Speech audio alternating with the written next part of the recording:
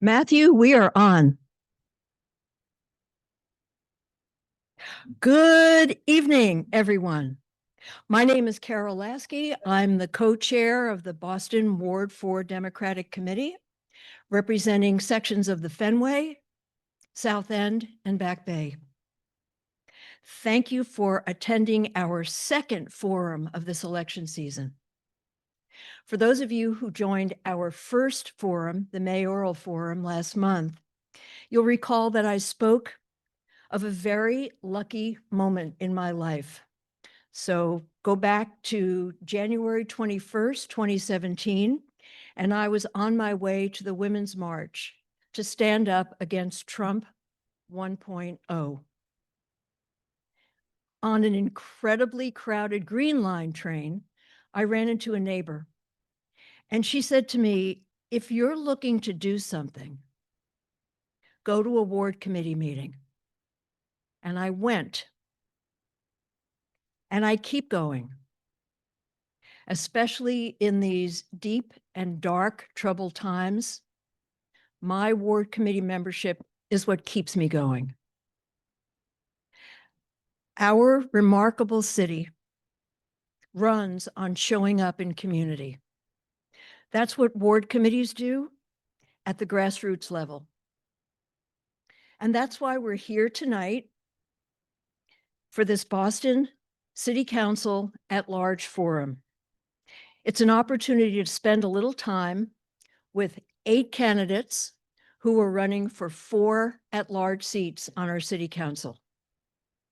So on behalf of, this is your opportunity to get really loud, on behalf of the Democratic ward committees from all over the city, 1, 4, come on, 5, 10, 11, 13, 15, 17, 18, 19, 21, and 22. All of you people on Zoom from these committees, I think I hear you screaming. This is good. I want to make a very special welcome to everyone who is on Zoom this evening and to our guests here at Suffolk University's incredible modern theater.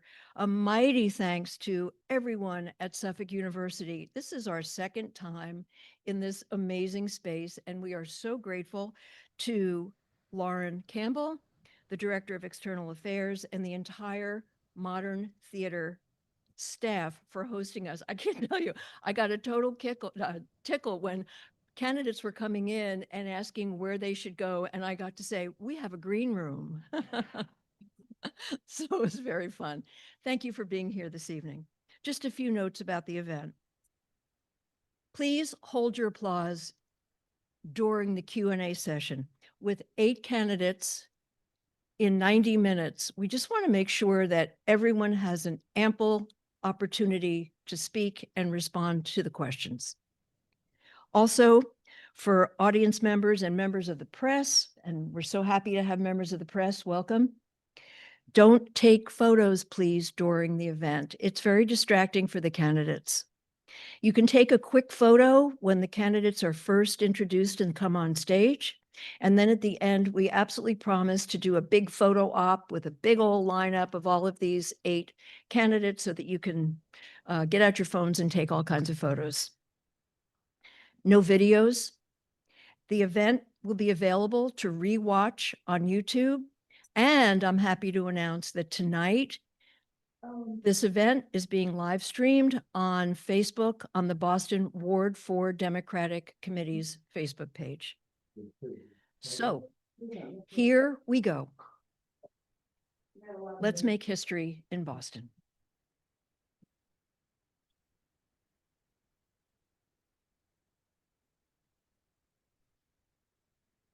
Hi, everybody.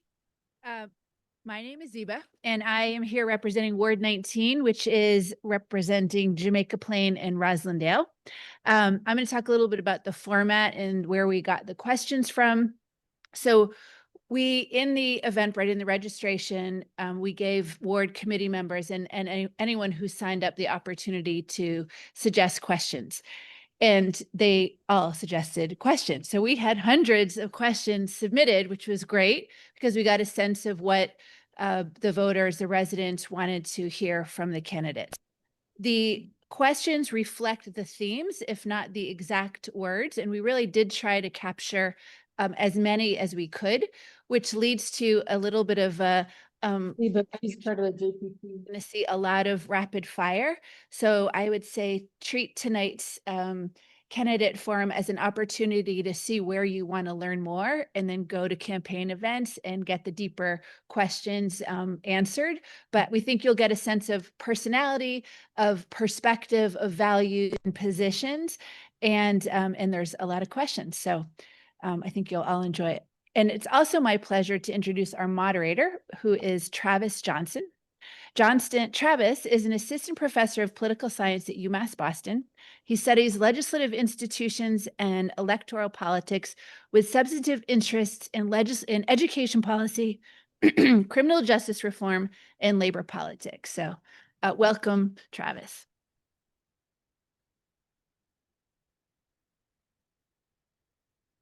Okay. Oh, I'm going to yell. So it's probably going to be picked up in the mic, I hope. And the good friends at Suffolk Modern Theater will accommodate. Thank you all for being here, folks. Thank you to the Suffolk Modern. You've been fabulous. Thank you for everyone in person. Thank you for everyone on Zoom. And thank you to the candidates. We have an embarrassment of riches tonight. We have 8 candidates to speak. And as Ziba mentioned, there's going to be a different feel to the questions at times, in order to ensure that we get the opportunity to get to know these folks, to also ask some open-ended questions, but also some closed-ended responses. And I will then push on the candidates from here and there when there's a clear departure from the kind of modal answer. And so we'll try to get a sense of who these people are. And so we'll also ask some fun biographical questions to start, to give people an opportunity to kind of tell us a little bit more of who they are and what we can expect from them if they were fortunate enough to serve us on the city council. So in terms of the rules tonight, I just want to speak a little bit about the timing. So we're going to have a number of questions again that have different lengths of time devoted to different amounts of cognitive process that might need to go into these questions. But we have 2 fabulous timers who will be keeping us honest throughout the event. In terms of the order of operations, we decided to keep it fair. We used a very fancy random number generator to pull a name out of a hat, and the order of the candidates has been selected in that means. What I'm going to do is, depending on the questions that are open-ended, we're going to rotate who answers first to give everyone an opportunity to be first out the gate and to give those folks who had a little time to digest more of a hot seat moment as we move on. So we're going to start with Marvin, then Julia, then Erin, then Will, then Henry, then Alex, then Frank, then Ruthzee. In terms of the in terms of the closing statements, we'll reverse the order and we'll switch it around a bit again. Throughout tonight's event, I will direct some specific questions to individual candidates, particularly following the yes/no answers again. I will allow for follow-ups if a candidate feels it's needed to provide a little more additional context around some of their answers, in which case they will have 30 seconds for a follow-up. Rebuttals. If a candidate is explicitly mentioned in another candidate's answer and wishes to rebut, they can request a 30-second rebuttal.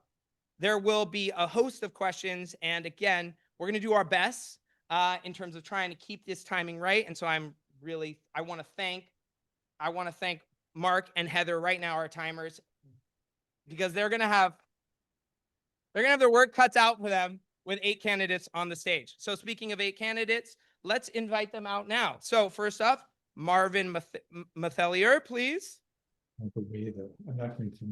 Julia Mejia. Erin Murphy. Will Onuoha. Henry Santana. Alexandra Valdez. Frank Baker. and Ruthzee Louijeune.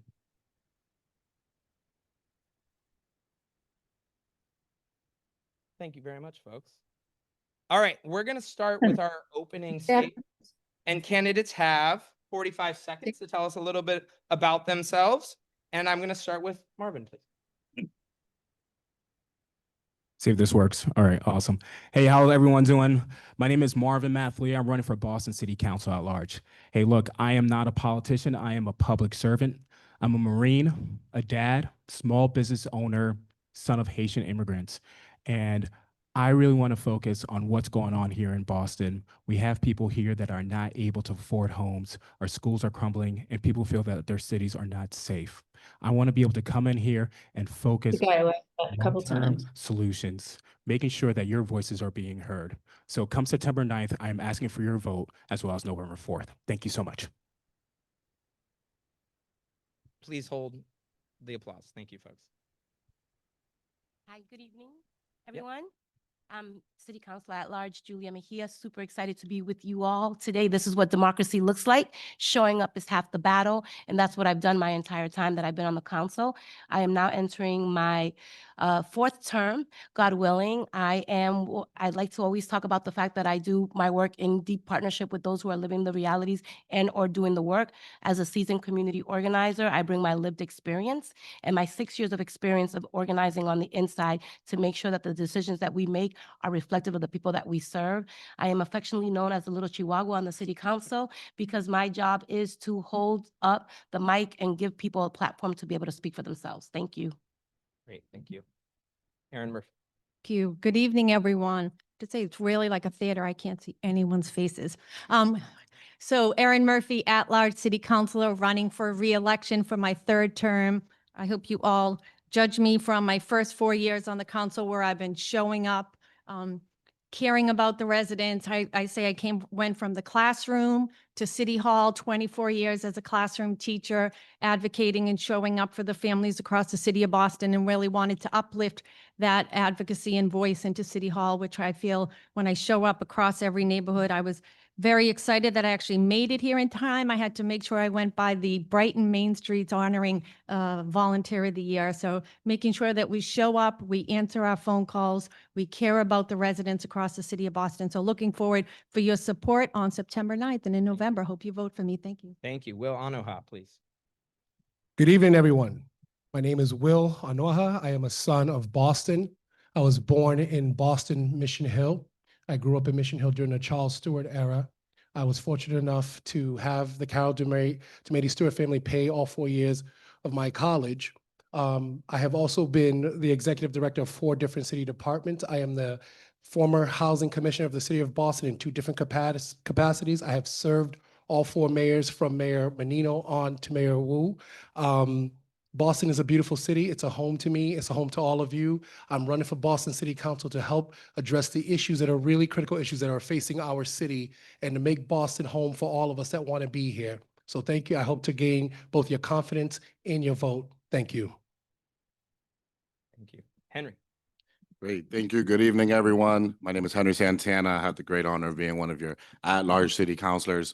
I'm currently in my first term and hoping to continue to do this work.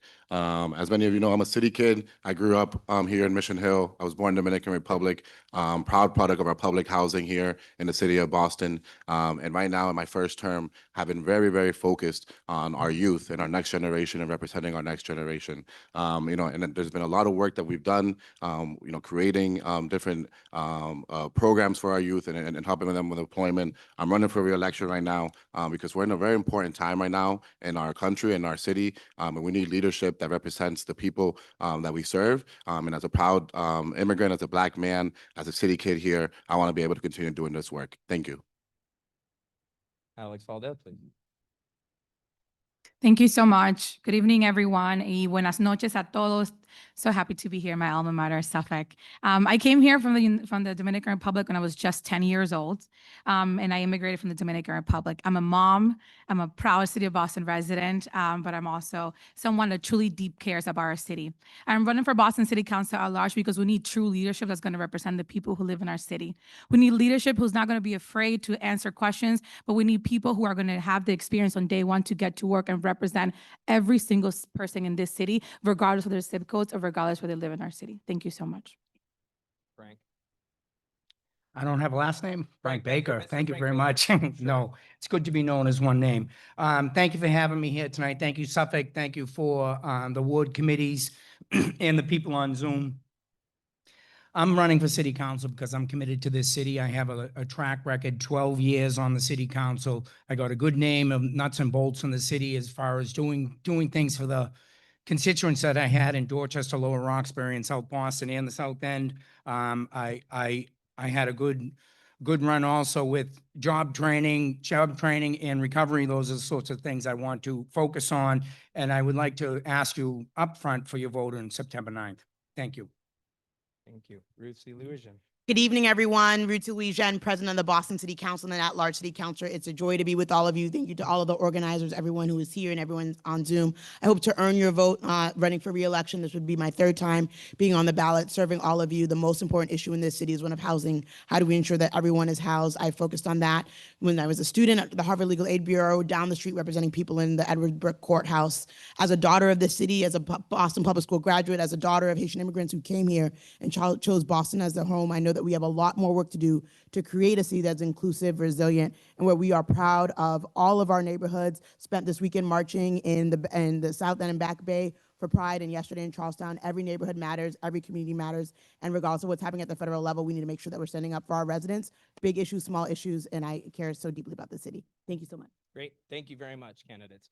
Okay, so we are going to flip the script a bit in terms of how we start the forum. So we're going to actually start with our paddles. Can you please remove the paddles and find your dry erase markers? You all should have one. I have extras in case they run out if we are particularly loquacious. So we want to ask some questions to get to know you a little bit. We're going to do this throughout tonight's event for each substantive area, but we're also going to just start more broadly right now. And so the first question right out the gate, what's your favorite Boston sports team? Oh. Yes, you have to choose one. Oh, I'm trying to like, yes. You Yes, guys, no. Okay. yeah, we don't have to do There will be plenty of yes or no's, Marv. for a race. Apologies. I know. I have. Do we just hold it up? Yes, hold it up and I'll go down the line. Ruthzee was right out the gate, so go ahead. Celtics. Celtics. Red Sox. I'm not too sure after yesterday's trade. Very true. Boston Celtics. All of them. The Erin, but- girls Dorchester Youth Hockey Chiefs. Oh, all right. Red Sox. Red Sox. Great. Awesome. Thank you very much, folks. Okay, another light one. What's your favorite Boston cultural event? I know, there's a lot to choose from. There is. You need erasers. Thank you from the audience. For those that did not pick it up at home, that was, you cannot say all of them. We'll start on the other end in a moment. I see people writing. We not holding on. Marvin's a southpaw, I see. Okay. All right. Wake up the earth. Wonderful. I can Okay. go North End Feasts. North End Feast. Okay, great. Henry Santana, do you have one? Dominican Parade. Awesome. Flag raising. Flag raisings. Great. Oh, sorry. St. Patrick's Day. St. Patrick's Day. Haitian Flag Day Parade. Will? Puerto Rican Festival. All right. Julie. Caribbean parade. Great. Okay. They're going to get a little trickier from here on out, I have to tell you. So is Boston City Hall a beautiful building? Yes or no? These are questions from the crowd. These are your constituents want to know.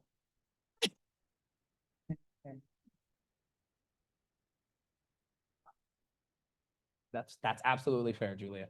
I think it's a safe position, I'd say. At night, yes. Okay, beautiful. Yes, Yes. yes. Hold on, Yes. hold on. Yes, because the people make it beautiful. Cheating. No, And they didn't. there are some opportunities. Yeah. Okay, got it. For improvement. I got it. Awesome. Great. I like that optimistic view. It's important for a politician. Okay, so it's gonna get a little, this is a tricky one. A little civics test for folks. Thank you. Do you know what ward committee you live in? And I'm a member. Go ahead and write it on your plate, please. 18, 12, 11, 17, 7. All right. Well, I can't see it. 16, 3. Goodness gracious, people are ready for the ballot box. 16, 6. 16, 6. Great. Awesome. Okay. All Ward right. 13, Ward 13, 25-year member. Wow. All right. All right. Wonderful. Okay. So now we're going to turn to some more substantive questions. But before we do so, we still want to know who you are to understand what your lived experience is, what hats you've worn. First off, and these are going to be yes or no questions. And so go and write yes and no, and you can put them on opposite sides of your tablet so you can just spin it quickly. The first question is, are you a renter? Marvin, no. Julia, I'm sorry, I can't see your, no. Yes. From Erin, yes. From Will, yes. From Henry, no. From Alex, no. From Frank, no. From Ruthzee. Okay. Are you a landlord? Let's start down here. No from Ruthzee, yes from Frank, no from Alex, no from Henry, no from Will. My mom. Okay, I'll say yes. That's okay.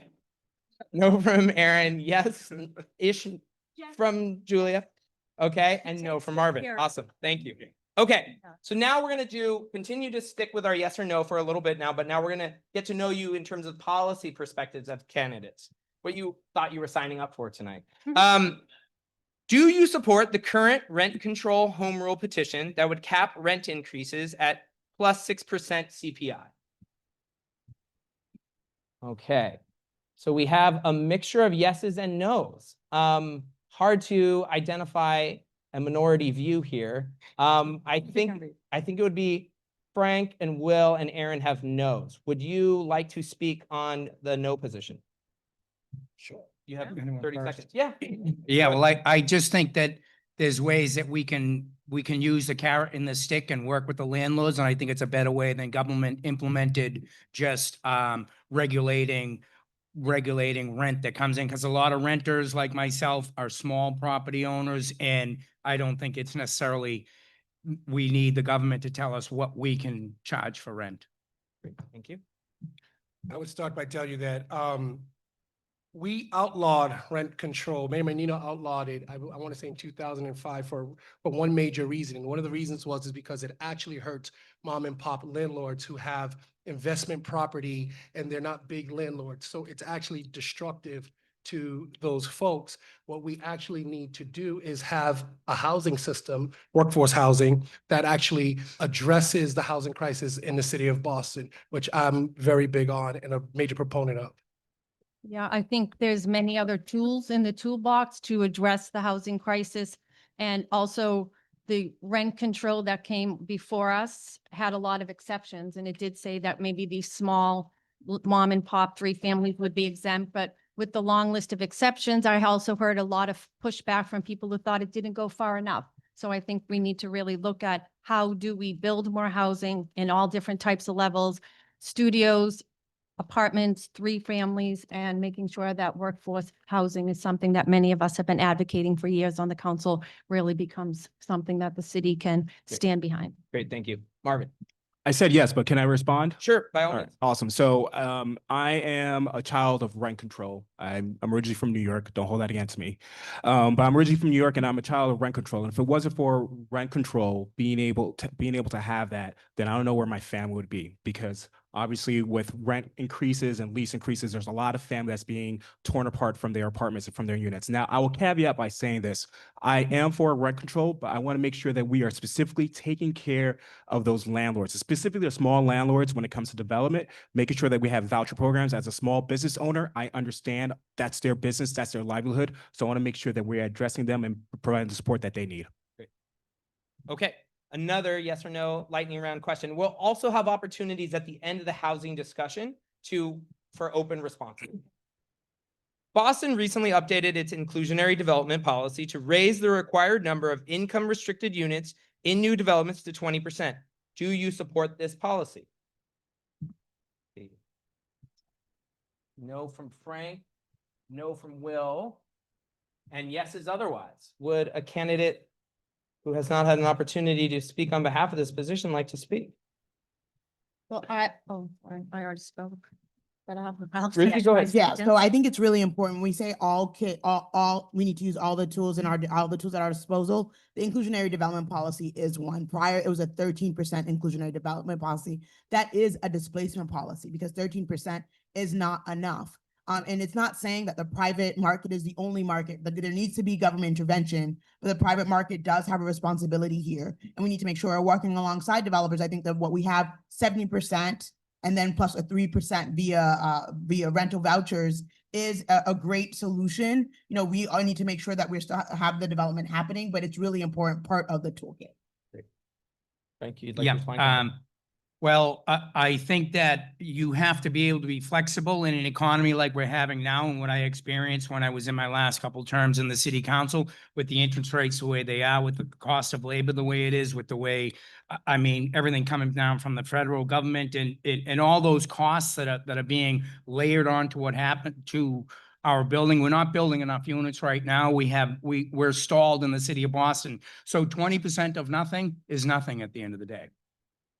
Alex, did you? Yeah, just to add on, it was increased for a reason, right? It was really thought on to how we're bringing supporting, but most of all, thinking that we're taking care of where I most want. As someone who lived with my family in Section 8 when I first immigrated here, this is something that's very important in how we're supporting coming up for it. But also, I have dealt and worked with developers on a daily basis when I was JP neighborhood coordinator, and being able to have understanding, but also coming to agreement and how we support our communities is how we build more affordable housing. So making sure that we're all coming to the table, but also negotiating on behalf of the community is so important. I think for developers, like, they have to make the numbers work. So many will say that they can't afford it, but we also have to listen to when people say, is affordable even affordable? Because many people think that the affordable rate in many of these units are way more than, you know, a working class family can afford. So I think it's important to really look at what is affordable and what are we offering people. Bill, did you want to speak? Yeah, I do. As a former housing commissioner, I can tell you it doesn't work. One, it doesn't, as Frank said, 20% of nothing is nothing. The reason we had it the way we had it at 13% is so we could actually make the numbers work. If nobody is willing to build because of it, it's not going to help any one of us. Second thing is that in the city of Boston, affordable is not affordable. In fact, you have to be poor to get into affordable housing. You have to be poor to stay into it. This is why workforce housing is the answer, and why we actually drafted legislation called the Analysis of Impediments to Housing under my office in 2022. Great, thank you. Okay, one more lightning round question, and then we'll have some open response. Do you support the mayor's home rule petition regarding property tax shift? Yes from Ruthzee, no from Frank, yes from Alex, yes from Henry, no from Will, no from Erin, yes from Julia, and yes from Marvin. But a candidate, again, you know, there's a lot more disagreement up here and a lot more opportunity for policy discussion, which I think is great. Would a candidate like to embellish a little on their position? Preferably somebody I have not heard from. I was on the council when we took this vote. The last time it came through, even though it didn't pass at the Senate, I did say yes for lots of other reasons, because in politics, you have to compromise. But I do know that the savings that it would have brought for many seniors who were advocating and, you know, people who felt like they'd be displaced, the truth was that the cost was coming. It was just delaying the cost that was eventually going to come. So I do think when we put forth these home rule petitions and these policies, we have to be really honest to the residents about what it means, because many people just thought that, you know, this was going to be the answer and this was what was going to be able to keep them in their homes. And we knew that this big price tag was going to come a Thank you. year or two later. Okay. Another? No? All Yeah, right. I'd like to. Go ahead, Frank. Do you want to go first? We can go first. Go ahead. Well, I think that the tax rate is unfair. I remember the 70s and 80s when we had that imbalanced tax rate, the too high on commercial properties. And I think that what people don't understand is in places like Dorchester, where I live, where the tax rates are actually going up, those small, again, back to the mom and pop, those rates are not going down. So if you add more taxes onto that place that's a pizza shop, that's a coffee shop, they need to apply that down to the landlord. And I just don't think it's a fair tax rate. I think I think the costs are going to happen anyway. We need to cut costs in our budget. Our budget has increased to over $1 billion in right, 3 thank you. years. We need to cut. All right. Go ahead, Ruthzee. Just because there are going to be that our seniors are going to experience increases doesn't mean that we can't do policy interventions at the moment to help people with the cost of living, with the cost that they're seeing. And we know, and we've heard extensive advocacy from Mass Senior Action Council about the effect of these of their property tax increases on their daily lived experiences. We were talking about a small shift where there was an overall there was a net decline actually in the amount of revenue that was being collected from the commercial tax rate. So this was just about a slight shift so that our seniors wouldn't have to bear the brunt of the burden, which is why they advocated, and I was glad to support the first and second time. Great. Thank you very much. I want to remind candidates that Mark is doing such work there with his arms, holding up reminders in terms of 30 seconds, 15 seconds. So please be mindful because we have a lot we want to get through this evening. And here's your opportunity to expound a little bit more. And we're going to start with Julia because we're going to move down the order. The open-ended housing question is this: what concrete steps will you take to ensure that Boston's zoning, housing policies, and development processes prioritize long-term stability for low-income residents, families, and seniors, especially in neighborhoods that have historically borne the brunt of displacement and underinvestment? And you have 45 seconds. Thank you for that. So as someone who grew up here in the city of Boston, I always talk about the fact that I didn't have a stable home until I was in the 5th grade and I had my own room. So the housing instability question is near and dear to me from my own lived profound experience. And I think what I've been doing on the city council is utilizing our public hearings. I held a hearing on auditing the decision-making protocols, policies, and procedures around the BPDA. As a result of that transition into the planning department, we worked alongside civic groups who were in deep opposition to ensure that community voice was censored. And because of that, I established through ordinance, right now we're in the drafting stages of Office of Inspector General, to ensure that every decision that we make is reflected of the people that we serve. Great. Thank you. Erin. Thank you. So I know tonight, right now, there's a planned downtown zoning meeting, and for the last three and a half years, I've been going into the communities and really standing beside them as they ask the questions and oftentimes feel like they're not part of the conversation when it comes to the zoning and the planning. We need to build more housing. When we change our zoning, we have to make sure that we're listening to all of the voices and not just push it onto people. Because once you have a distrust in a community and you know that your policy is going to help, because at the end of the day, I do believe we all want to make sure there's more housing for the residents across the city of Boston. If it's students out of college, if it's seniors trying to stay in their home, if it's young families trying not to have to move out of the city. But we have to make sure also that we continue to support first-time home buyer options, down payment assistance, and other classes. I think financial literacy in Great. our high schools is Thank you very important much. also. Time is up. Thank you. Will. Thank you.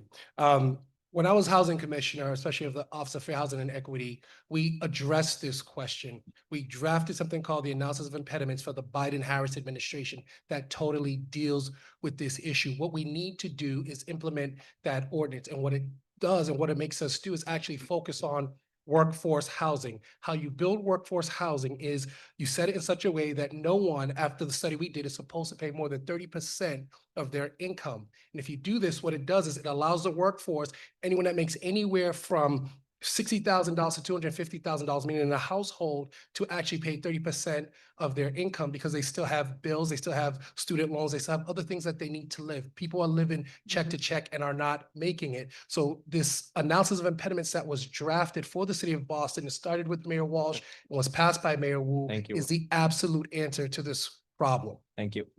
Henry, please. Thank you. No, I think we're in the midst of a housing crisis, and it has to be a top priority for every elected official here in the city and across the state.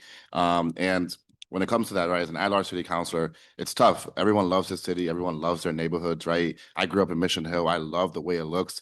But what makes this city so special is our people, and we're losing our people month after month, year after year because of how expensive it's getting. So, you know, I've looked at other cities and invited other cities like Austin to look at how they've changed their zoning and they changed their development and see how we can incorporate that here in the city of Boston. Doesn't mean we need to copy other cities, but we need to learn from other cities who have done it, who have been successful, and that we need to adopt what makes sense here in the city of Boston. Great. Thank you. Alex.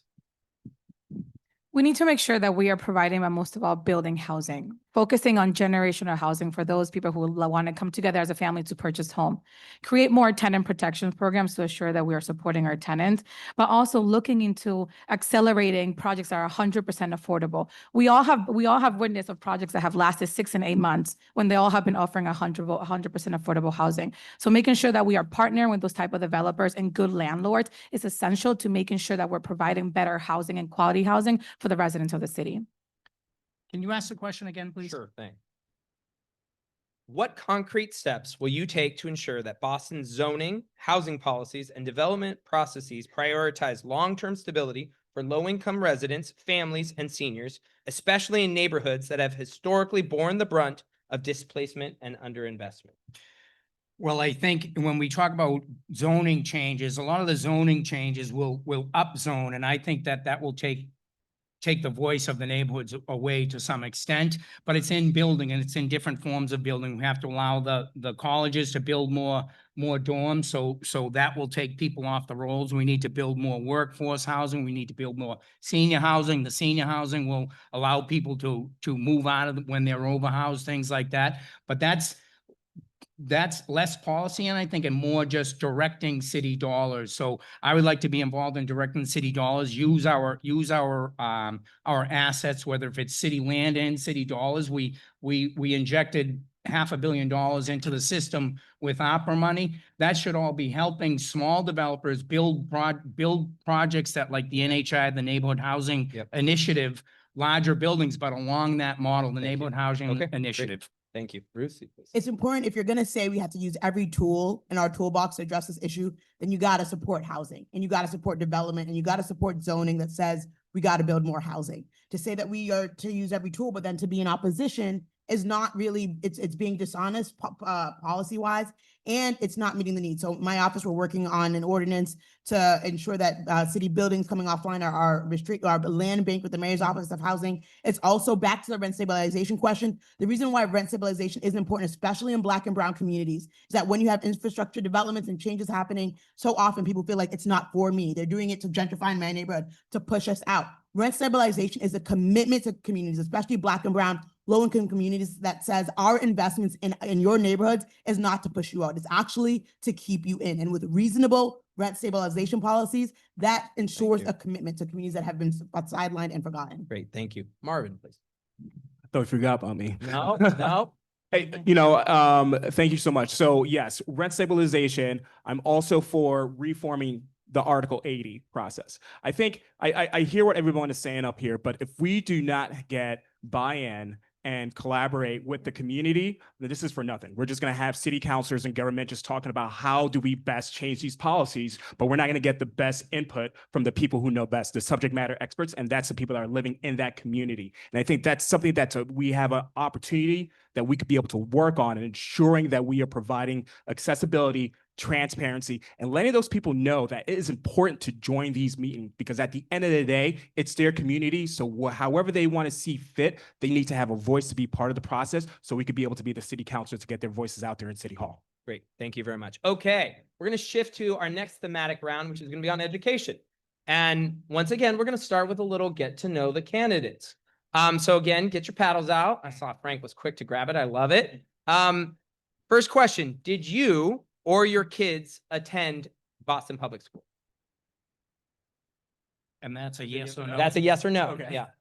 See a lot of yeses. Wonderful. Look at that. Across the board, a whole slate of public school kids and parents. Wonderful. Okay. And I was a public school teacher also. And my daughter is now. We can all agree to. Second question. Can I add a caveat to that? First For your year, biography? first year of busing was my first year of school, and I got bused to a public I school. was in K's.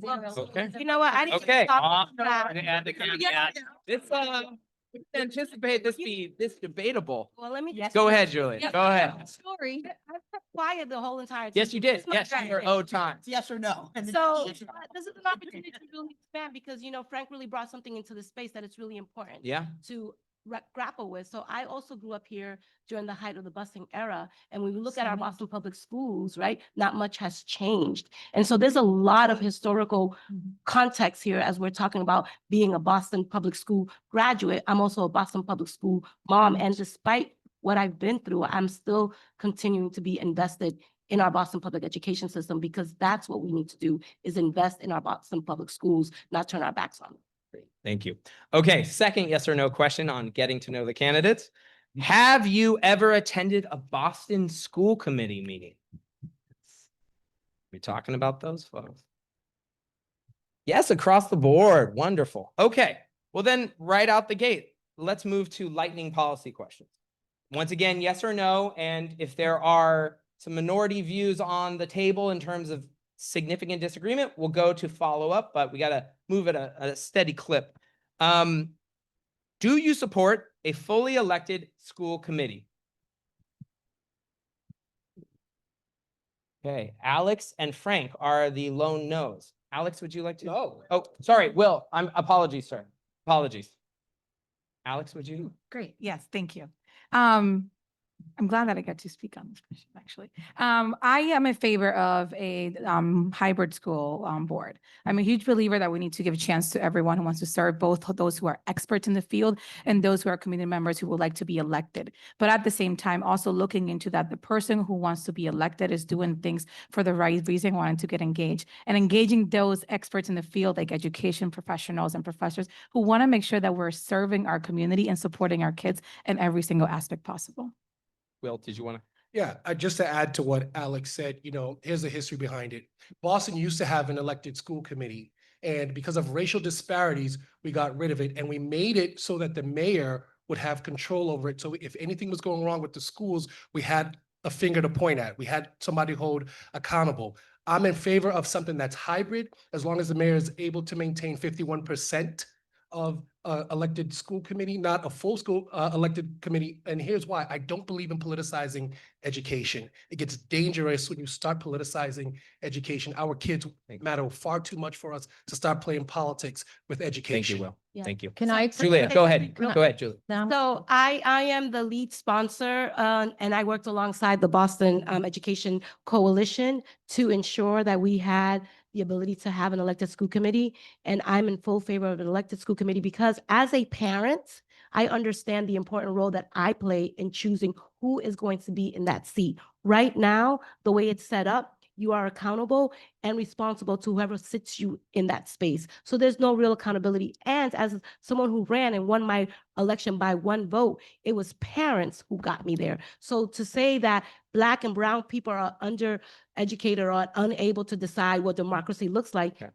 I take offense to Thank that you. because we're in a moment right now that we have to understand Thank you, that Julia. people want more democracy, Great. not less. Thank you. So I was in favor of a hybrid model more until I was on the council and I realized that I haven't met anyone yet, maybe one or two, who really know who our school committee members are and that they're not in communication. And when I've filed many hearing orders to have education come into the space of the council chamber, the school committee doesn't feel as though they need to come and answer to us. And many times it's a pass the buck. Is it the mayor? Is it the council? Is it the school committee? And most families reach out to us with concerns. We're on the street, Great. we're in the schools, we're listening Thank to you. families. So I do think a elected school committee would make it more responsible to Thank you. somebody. I'm getting the word that we're running behind, so I'm going to start getting real cutthroat, folks, with time. All right, Frank. Yeah. So in Marty Walsh's first term, I filed for a hybrid school committee. I do believe in the strong mayoral system regardless of who the mayor is. I think that what Will had talked about, the politicalization of the school committee, it was real back in the day. That's when we went through busing. That's when we couldn't come to an agreement. A small step that I think we should do right off the bat, and it was in the original legislation, is confirmation powers for the city council. So when the mayor has a candidate, we don't even meet them Gotcha. first. All right, thank you, Frank. Okay, we're gonna move on to another lightning round question. Did you vote to support the elimination of the MCAS as a graduation requirement? We have no from Frank, no from Erin. Is that a no from Will? And yes is across the board. Okay, thank you. So MCAS would be here, I would probably be in high school, so. Yeah. But when less than 30% of our students read on grade level, we need some sort of Okay. baseline to make sure we're graduating students who can succeed in life. Okay, thank you. Allowed to expand. Divisive. Go ahead, Alex. Go ahead. Oh, no, if not, that's okay. No. We were Okay. gonna move on because we need a. Please move on. Yeah, That's okay, fine. thank you. Thank you. Okay. Do you support additional funding to expand access to early education programs for toddlers and infants? All right. Everybody better be a yes on that one. All We're watching you. Frank. right. Say. We will give you an opportunity to expand on that in the open-ended question in a moment. No. There was no no's, Julia. Don't worry. Okay. We can't see. Yeah, we really can't see up. Yeah. Oh, yeah. Do you support the city's plan to invest around $700 million to renovate or rebuild Madison Park School?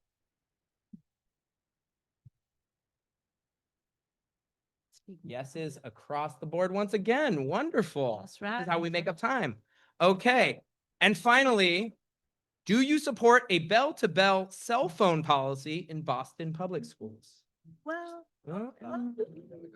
Complicated one. Bell to bell, meaning they can't have Can't have their access. phones, Yeah. right, yes. It's locked for them. Say that again? no. So that, yeah, they I'm do not have conflicted. access to their phones during the school day. Oh, yeah. Okay, I don't know. I mostly, survived without Yeah. one. No, yes, is some thoughts on the How about- parents. no, Middle, can All right, yeah. middle we have ground. some, Does middle ground count? We if, would need conversation, but. I'm being told by the audience that you need to take a position. It's on I took it's one. on the floor for a hypothetical vote. How do And you? yes means proceed? that they would have to turn their cell phone in and not get it. Okay, Yes. so I'm sticking Yeah. with my yes. Okay, So we have During a few lockdown. no's and some, Will abstained on that day at the city. Come on, Will. Terrible. Take a seat, Okay. Will. Okay. Do you want to be the guy who did the vote? Wait, there needs some explanation here. Am I allowed to? explain Okay, this real one? quick, we're moving on to open-ended right now. I say yes with the caveat that, it's important that parents are able to reach their children or teachers in case of an emergency.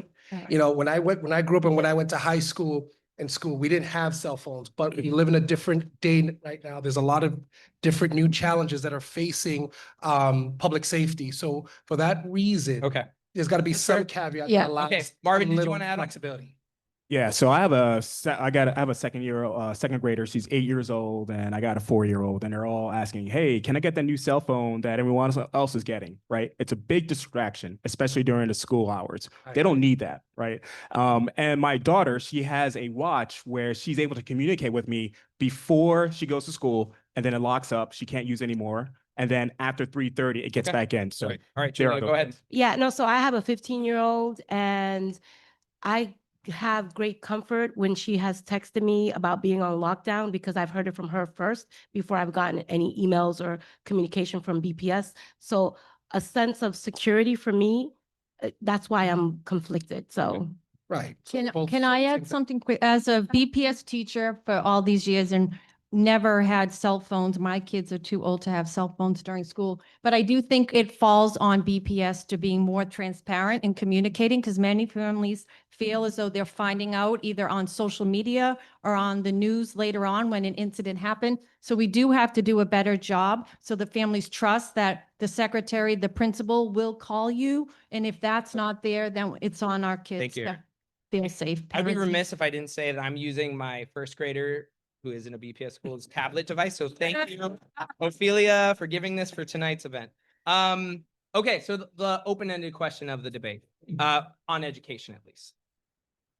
Boston faces historic inequities in terms of early ed, K-12. What do you view as the structural barriers to BPS and other early ed models, and what can you do to address these achievement gaps? Sure. It starts I with think me. that Oh, the so question. we are actually starting with Okay. Erin. Sorry, Okay. we're going to move No, down. the order. infinite. Yeah. Okay. Thank you for starting with me for this one. So there's so much that BPS does well, but if we say that they have a problem with communicating all the good and not addressing the things that aren't working well, it's just doing a disservice. When, like I started off earlier, when over 80% of our third graders are not reading on grade level, and when 75% of our students assigned to Madison Park High are administratively signed, and so many kids have chronic absenteeism, we have real systemic problems that we have to address. We need to continue to expand our early education models. I think a strong foundation is always important. All of my years I spent in early education and special ed, we have to make sure that we're addressing chronic absenteeism and continue Thank you. to invest in mental health supports, music, art. Thank you. There's so much. I could go on for 45 minutes. Okay. Like Yep, but seconds. you had 45 seconds, accurate. Thank you very much. Thank you. Will, please. Please, can you just repeat the question? Yes, sure. What do you view as the structural barriers to BPS and early education settings, and what can you do to address these achievement gaps? So what I would do is definitely increase our resources around wraparound services, because, you know, we have a lot of Boston Public School kids. First of all, 5,000 of them are homeless. And if you have these type of issues where you're homeless or things aren't right at home, or you can't even find food, trust me, you're not going to be able to study or do the things you need to do in school. So we need wraparound services to support parents who are struggling in these areas and support our students as well. The second thing that I would do is I would make the universities, all the universities adopt our schools. You know, Boston is the #1 city for education in the country, or the world for that matter, but yet we have high school kids that are graduating and can't read at an 8th grade level, and that's a shame. That there's no reason, there's no excuse you, for Will. that. So those are the two things that I would Thank you, Will. automatically put that. Great, awesome. Henry. Can you just repeat the question? Sure. What do you view as the structural barriers to BPS and early education settings, and what can you do to address these achievement gaps? Awesome, thank you. So, you know, I had the pleasure of going to different schools growing up. And my favorite school that I went to was the Tobin K-8 school, and that was because it was a 8-minute walk from my house.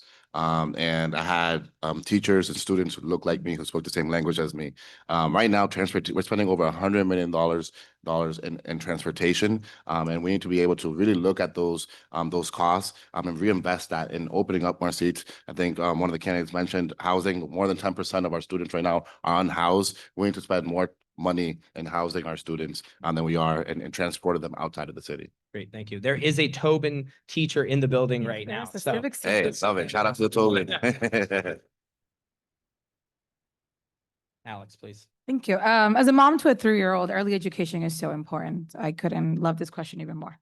The city is home to 37,000 pre-age students, which means that only 25,000 seats are available for universal pre-K. Not every single child has access to fully free universal pre-K. One of the first things I will do is expand more funding to make sure that our little ones are able to assure that they're able to get into universal pre-K without putting the burden into their parents and paying the difference. So you all know right now, universal pre-K only covers 6.5 hours, meaning that the parents for the children to go to private institution have to pay the difference. And not every family is able to afford to do that. So making sure that we're fully funding and also expanding on bilingual programming as an English learner myself. Great, thank you. Frank. Thank you. Difficult question to answer in 90 seconds or whatever, but 45, but less, 30. yeah, now 30.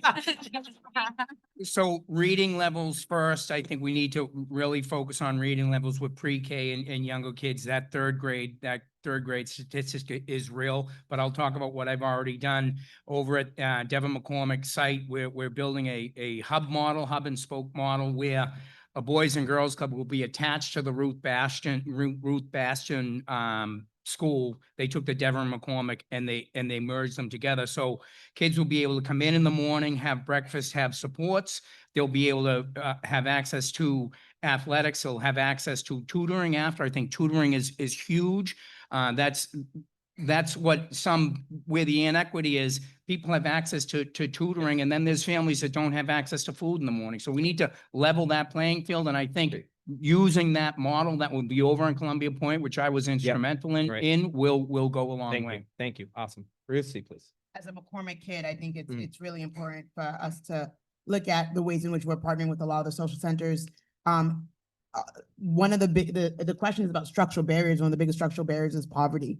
And so we have a lot of our families who cannot afford childcare. And so when we look at the literacy rates, the best thing that you can do is early intervention. And I think Lauren Cook from the Ellis Early Learning Center is here. We partner with families and making sure that they have, Alex was talking about the limited time, that there's extended hours so that more families can depend, and that the BPS can partner with the YMCA, with other programs so that parents have that support. It's about investing our dollars. The earlier the intervention to close opportunity gaps, to close poverty gaps. That's why, investing in early childcare, investing in UPK is really important. Great. Thank you. Marvin, please.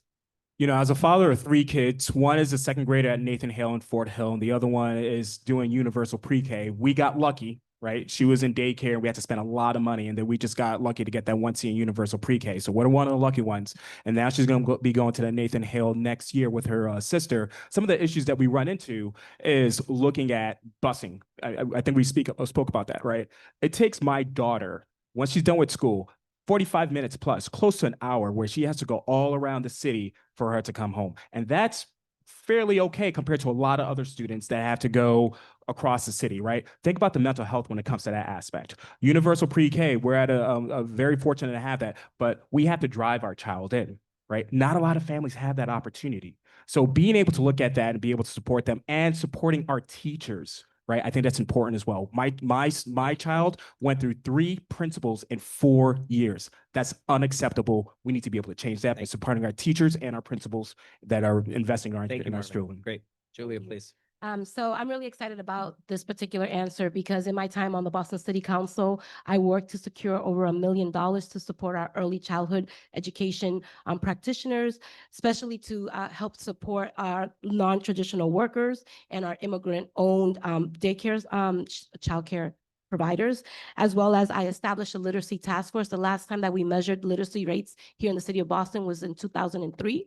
And we have to really start focusing on how we're looking at the school to prison pipeline if we're not having a good handle on literacy rates here in the city of Boston. And through that task force, I hope that work can happen. I also established a mental health ambassadors program with in partnership with the district, with the goal of addressing some of the issues that our colleagues have just named here around trauma and poverty and all the issues. And then lastly, family engagement is the #1 reason why so many parents feel disenfranchised in the Boston Public Schools. And that is why I secured millions of dollars to help support that work. Thank you, Julia. I know, Okay. that's I'm not in control of that, but I do have moderator prerogative, and Henry wanted to say something really quickly. Go ahead. Very quickly, no, thank you. I was just talking about the Tobin and how I had loving adults in there supporting me. And I think this year I really fought for the St. Stephen's program. It was my #1 priority, and then being able to get that done. We need loving adults that represent our children, who are investing in our children in our schools. Great, thank you. Okay, we're going to shift to transit and infrastructure. So get those paddles ready, folks. Your favorite. Okay, your first question. Have you ever ridden a blue bike? Yes. City's invested a lot of resources. All right, we have a few no's. Okay, Julia's a no, Frank's no, Ruthzee's no. Will, you're a yes? Great, okay. Second question. Have you taken the T, either bus or train, in the last month? Yes. Took one coming here. Okay, Frank says no, Will says In no. the last 30 days, right? What's that? Last 30 days. Yeah. Yeah, it's the 30 days, sorry. Okay, great. All right, True attorney trying to fix it. we're gonna turn to, keep those paddles ready. We're gonna do lightning policy round real quick. Do you support expanding the fare-free bus service? How we're See a gonna- lot of It's yeses. a good plan, but how do we pay for it? Frank is a no. Frank, would you like to say something on that? Well, I mean, fare free, somebody's paying for it. I mean, I think there's a way to get in there and find out the need, but to say that fares are free, we're paying for it one way or another. So, I mean, expanding, yes, I think there's a way to maybe make it a little more fair. I think the data that's come in from it happening over the last couple of years is encouraging. That it really does show that families are able to get to work and get their kids to school with less stress. So I do support it, but when we come into tough times, what's going to go first? And I'm afraid if we expand things that we can't continue Okay, to be able great. to afford. I think it's important to remember that public transit is a public good and that we invest our tax dollars in things that are public goods for us to share. And I think that having it as an aspiration and working towards that as a model like they do in other cities is something that should be an objective for us. Great, thank you. Marvin, did you want? I just want to say, I do support this, and I think that there are revenue streams that we could look at that we're just letting go away. You know, we have these huge corporations and developments, and they're getting, you know, tax giveaways. We could be able to go ahead and leverage and use that towards this here. Okay, great. Do you support the City of Boston zoning code update requiring new buildings to achieve net zero carbon emission standards upon opening? Mostly yeses. I see a no from Will. Oh, a yes from Will. Yes. I see a no from Frank. Okay. You want to? Yeah, well, I Okay. mean, again, to mandate so quickly, I think the environment, listen, I have young kids. I'm from a big family. It's generational. We need to ease our way into this. We don't have enough capacity to in the electric grid to be able to handle everything. I've heard stories of buildings that had agreed to do 100% electric, but the grid cannot handle it. So that gets thrown out the window. I think on a federal level, we need to look at infrastructure again and you know, build our way up to Great, that. thank you. Okay, and the last lightning round question. Do you support the current plan to redevelop White Stadium? Oh, the audience says. Julia says no. Erin says no. Will, can I see yours? No. Yes from Henry. Yes from Alex. No from Frank. Yes from Marvin. No from Ruthzee. So can I speak on that? Can we all Can we speak all all- night on? Can it? I? Please. We will be here till 10 p.m., but sure. Let's do it. This is a big Like, one. I mean, come on, y'all. Mm. They Go wanna ahead. know- Go ahead, Julia. Thank please. you. I want to make sure you can hear me. So I'm really happy to be here to have an opportunity to talk about White Stadium, because for me, it's really all about the process and how we go about getting there. There's still a lot of unanswered questions from folks who live in the neighborhood who are interested in knowing about the transportation plan. We're concerned about the climate. We're concerned about parking. There are lots of concerns. And just today, the NAACP also put out a statement in regards to some of the discrepancies that still exist within the White Stadium. And I held a 9-hour hearing to give people a voice so that we Alright. can unpack that. Thank you very much. I have filed the hearing order that we held last week about the environmental impacts. From the beginning, I have thought the process hasn't been transparent. We need to have the community input, which many neighbors directly abutting or citywide, because it's going to be something that affects the entire city, feel as though their voice hasn't been heard. Also filed last week to have a transparent conversation about the transportation plan, which I don't believe is an actual plan that would be feasible for this. But I just want to say our BPS kids deserve the best. One of the Okay, hearing thank order, you. my first hearing order I filed 4 years ago was about expanding athletic and music and opportunities for our students. Thank you. All right, Will, go ahead, please. I'll just say, I say no because I think we still need a lot more community process around it. I was one of the kids who played at White Stadium. Absolutely, White Stadium needs to be redone, but you know, we really, really need to listen to the community around it, because we've seen this kind of thing before where, you know, we've promised, Carter Playground is a great example of that. We've promised it, the city of Boston was going to share it with Northeastern or what have you, and most of it is not, and that's not what's happening. And the community has lost access, full access to that park. So what I will say is that there's a lot of distrust in the Thank you, city Will. of Boston. So as long as we can provide some right commitments around it, we'll be able to move forward. Thank you, Will. Marvin, please. Yeah, so I think out of the candidates here, I live the closest to White Stadium. I'm like 2 blocks away, and all the time I walk by it, I'm like, oh my gosh, what are we doing with this here? Look, I'm in support of it. I believe that it will bring return on investments to the community, to White Stadium, and to Franklin Park for Jamaica Plain, Roxbury, and Dorchester.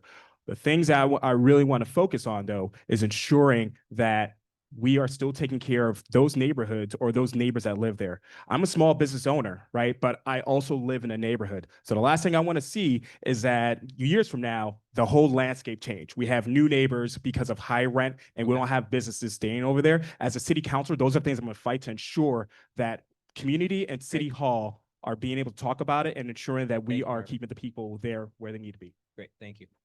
Henry. We might have to fact check that, Marvin, to see who lives closer to White Stadium. But we'll do that later. I live down the street as well. So, you know, and that's many. I used this park growing up. This is the stadium that I use. It hasn't been invested in decades, right? So I support this project. It does not mean it does not mean that the community process has been perfect, and I advocate and will continue to advocate for more community process. I know there's still questions about transportation. There's still questions about traffic, but I think overall this project is an investment in our youth, an investment in our future generations, and I'm all about doing that. Great, thank you. Does anyone else? Yes. Okay. Frank. I think just straight up, it's a bad deal. There's problems with the community process. There's problems with the finances. 200 million that were, in fact, it's going to be put on a credit card. So we'll be paying on this. The 200 million will even be larger once we're done with the credit card debt. That's a problem. The transportation is going to infect the entire city. JFK Station where I live, Kosciuszko Circle, big transportation problem, 200 buses running through there in one, so every game, every 20 games, Yeah. and it's not just about Right. games, it's also gonna be about shows. Okay. I think it's a giveaway, beer gardens, Where- executive suites, it's a giveaway. All right, fair enough. Okay, and you can expound on that in the open-ended. We have reached the transit open-ended question, and we're going to start with Will. And the question is this: what is your vision for a transportation system in Boston that balances safety, sustainability, and the needs of drivers, bikers, transit riders, and pedestrians? And what trade-offs are you willing to make to get there? Thank you for that question. I think that transportation is so critical to the city of Boston. It's actually critical to housing. In fact, transportation and housing issues are actually married. But in our current, all you have to do is drive around Boston right now, the traffic is insane. And what I would do is I would change our bike lane system. You know, Mayor Menino did this in 2005, 6, or 7. We had a bike lane czar. Her name was Nicole Friedman. So bike lanes aren't new to the city of Boston. The reason it didn't look the way it looks now, ladies and gentlemen, is because we had traffic engineers that actually guided us through the process. We need to use traffic engineers to guide us through this process once again, because what's happening is that now we're ripping up some of the bike lanes we've already put in, which was tens of millions of dollars that we had spent, which is a waste of money that can go to so many other things that the city has Thank you, Will. issues with and needs to address. So those are some of the things that I would begin to address. Great, thank you. Henry, please, 45 seconds. 45 seconds. I approached this, conversation. I think I approached this topic is from a public safety standpoint. I'm the chair of public safety and criminal justice on the Boston City Council. So when I'm talking about, we're talking about pedestrians, we're talking about bikers, we're talking about people who are driving. Our number one priority should be everyone's safety, and that's the way I approach all of it. There should be a community process for all of it. If we're incorporating bike lanes, I'm in support of bike lanes, but we need to see where they're going to go, how they're going to affect. We're hearing from businesses, making sure that everyone's a part of the conversation, and that the community process is actually it's something that we're actually listening to, and that's something that we're taking a checkbox. But my number one priority is our public safety, and everyone deserves to be safe, whether you're walking, driving, biking. Great, thank you. Alex, please. We need to look at every single neighborhood differently. We can't think that the transportation plan that's working in one neighborhood is going to work for the other. We need to listen to every single person who's at stake, every single business that comes to the table, and this is essential. We need to assure that we are creating an extensive community process where, regardless if you're walking, biking, or even pushing a stroller or running through your neighborhood, you're able to do it safely. I'm making sure that we are engaging our perspectives. Expand on civic engagement, specifically in non-traditional hours and where English is not spoken, and making sure that we're using the language threshold where when we do engagement in every single neighborhood, we flyer in up to 10 different languages to assure that every single person's voice is heard, and you to just hear the same people that go to every single meeting, and regardless, we have everyone engaged. Great, thank you. Frank. Thank you. I think it starts with the T first. We need to invest in the T, make that more efficient, more trips in the T, more people on the T, real planning around bike lanes, bike infrastructure. I mean, the T actually has a system of tunnels that are underground. We should be looking at things like that, using those water taxis. We're in Dorchester. A lot of the traffic that comes in is coming from the South Shore. If we simply had a Quincy water shuttle that came to UMass or something like that, it would alleviate a whole lot. Do you live in Quincy? I'm a UMass professor. Okay, so there you go. You have a dock out back there that's underutilized. So we have to look at it for the whole region. Boston can't just do this on its own because it's people coming in, and we should also look to see what Uber and Lyft are doing. They're just driving around clogging the streets up. Thank you. Thank you. Ruthzee, please. Thank you. And I like the water, I think we need more water transportation, so I think, support that. Our streets are meant to be multimodal. If you ever go to open streets, there's such joy because it's reclamation of the streets by people. Whether you're I never used a blue bike, but that's because I own 2 bikes and I'm often using that, or a scooter. I share a car with my mom and my sister.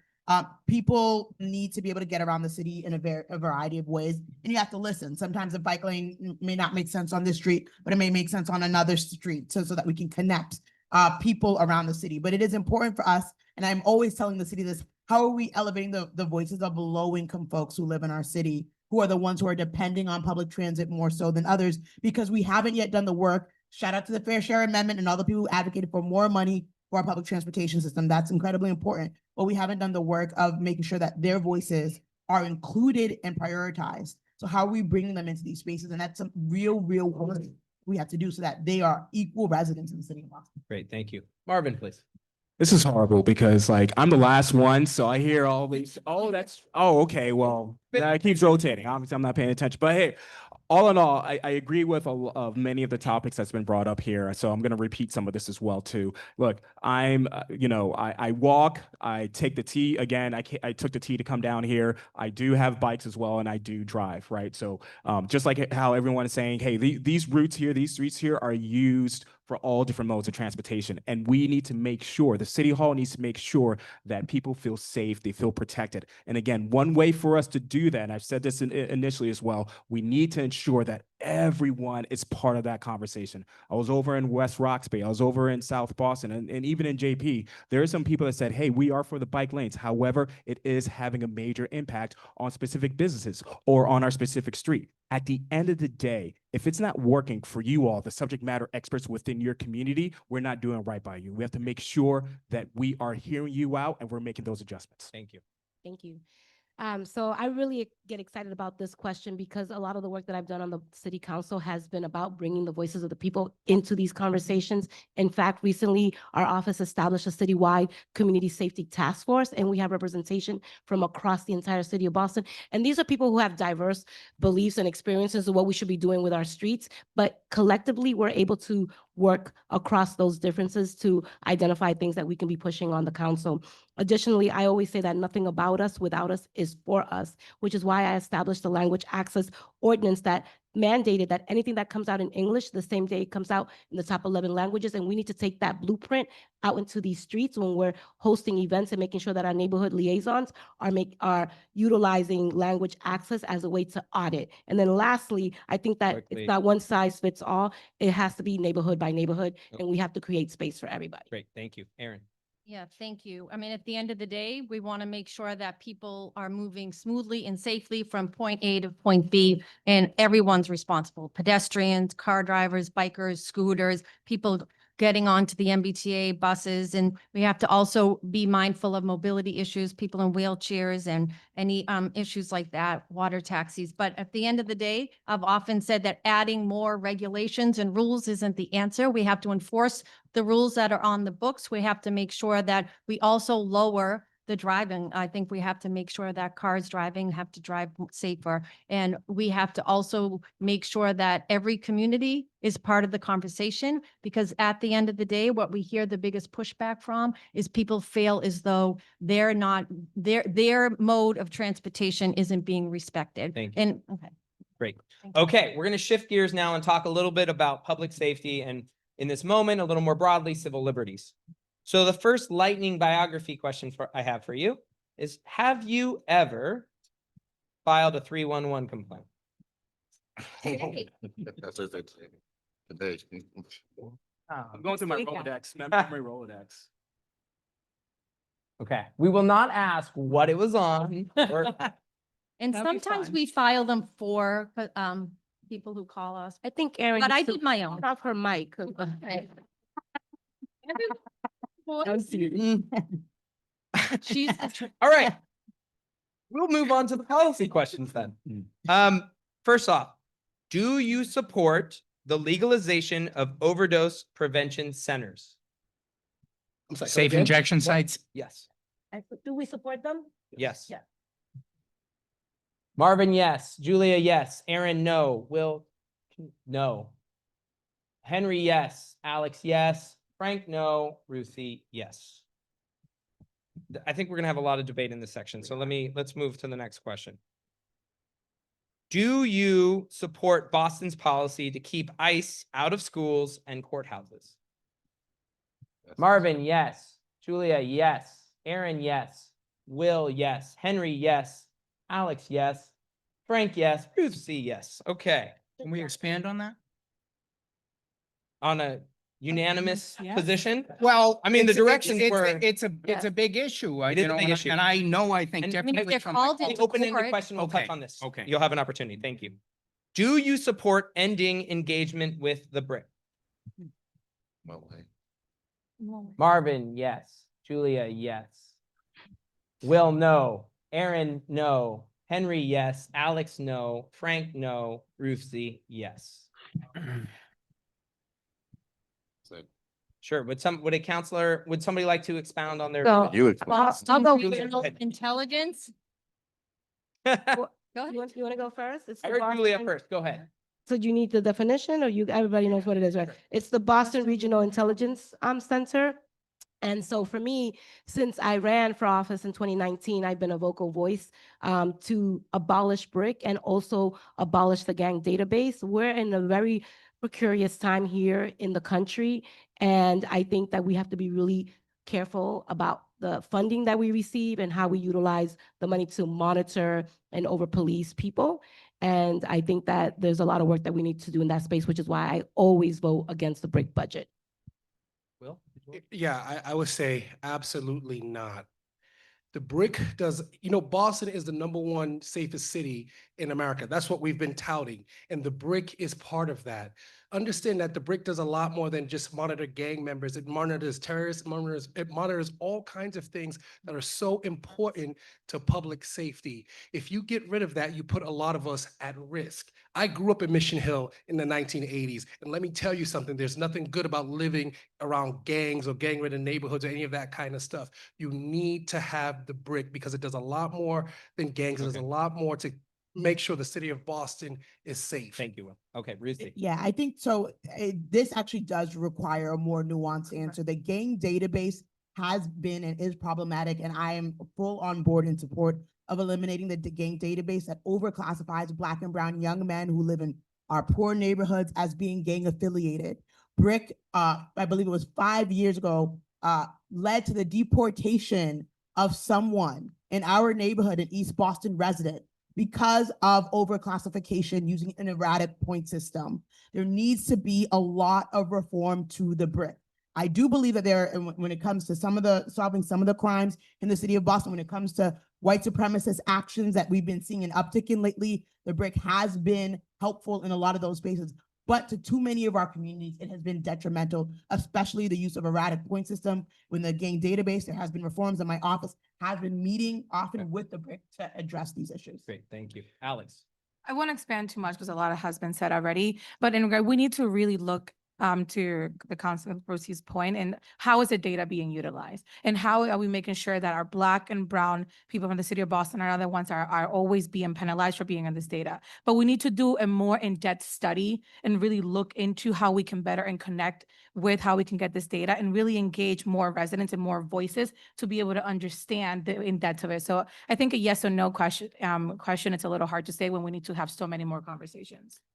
Yes, it's called Boston Regional Intelligence. We don't want stupid police. This came out of 9/11 when the criticism was law enforcement isn't talking. It's all about communication. That's the breakdown across all forms of government these days.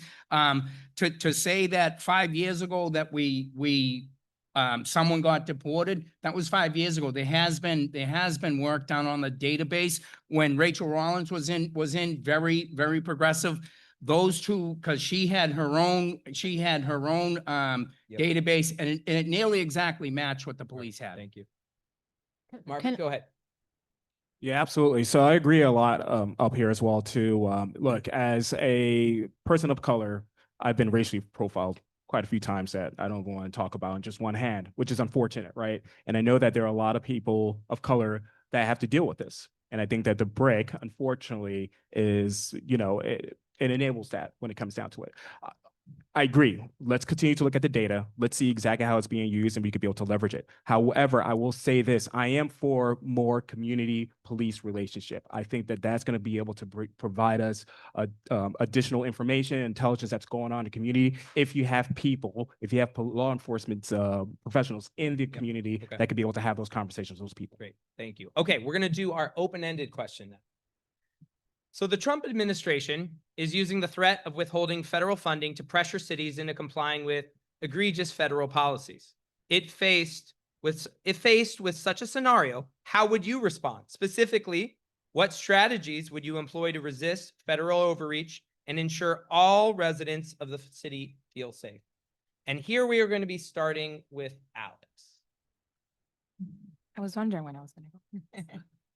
Well, first of all, as an immigrant myself, this is something that's very personal, and a lot of people who are here can resonate too. One of the biggest jobs that the city councils can do when elected is making sure that we serve as an advocate, that we also serve as a convener and bringing people together, and also giving people a voice to uplift and making sure that we are allowing nonprofit organizations, city services to expand when it comes to creating more legal services, when it comes to funding more organizations like Project Citizenship, and making sure that we're showcasing that Boston is immigrant strong and that we are supporting every single person in our city to continue to make Boston a home. Great. Thank you. Frank, please. Yeah, and again, this gets back to government working together, and I think that the Boston Police should have some sort of liaison, a way to work with ICE, because then that way, if we worked with them, there's no one better than the Boston Police. And if they're looking for people, and Boston Police knows about it, probably brick or something like that, they're gonna direct them away from those schools, away from those churches. I think the times of you think this, you think that, we're not going to be able to talk. I think we have to bring the table out and have to start talking. We've got to work. We don't need to like or love people that we work with, but you need to work with them. That's politics. Okay. Great. Ruthzee.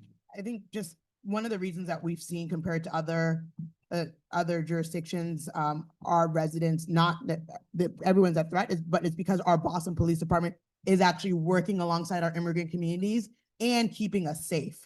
And so I think that we are actually a model of what it looks like. We communicate when necessary, and we don't communicate when it's going to put our residents at harm.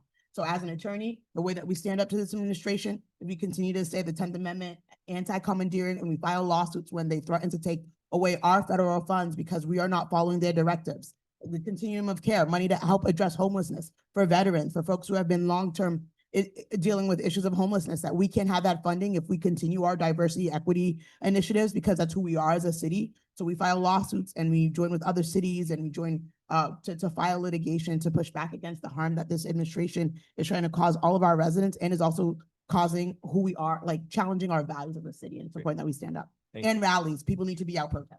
Thank you. Marvin, please. Can you repeat that question again one last time? Sure. The Trump administration is using the threat of withholding federal funding to pressure cities into complying with federal laws.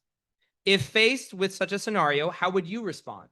Specifically, what strategies would you employ to resist federal overreach and ensure all residents of the city feel safe? Yeah, so based off of my colleagues here, I do agree with some of them and what they were saying here. I think that we have a robust ecosystem of nonprofit organizations, state, city level officials that's able to go ahead and combine their resources in order for us to repel a lot of the federal administration overreach when it comes to Boston. As a son of Haitian immigrants, I know that I've worked a lot with IPSI, Haitian American United, and all these great immigrant nonprofit organizations that's supporting our immigrant community right here on the ground. Also, I want to work with small businesses, right? As a small business owner, I do have a lot of immigrants that come into our establishment. So ensuring that they understand if they are approached by ICE or things of that nature, they know exactly how to go ahead and address that, even with our employees when it comes to it too. So Thank you.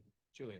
Yeah, so this question for me resonates because my mom was undocumented while I was growing up. So living in fear is something that is, for me, why I exist in this world in this moment right now. I'm one of the longest serving at-large city councilors. I survived Trump 2.0.